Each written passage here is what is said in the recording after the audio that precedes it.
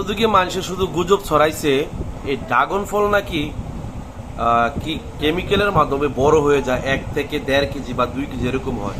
কিন্তু কোথায় ভাই, আমাদের এখানে তো এরকম কোনো সিস্টেম দেখি নাই।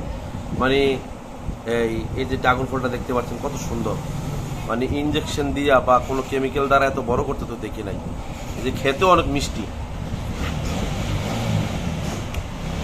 মাশাআল্লাহ, এতে খুবই মজা এবং অনেক মিষ্টি।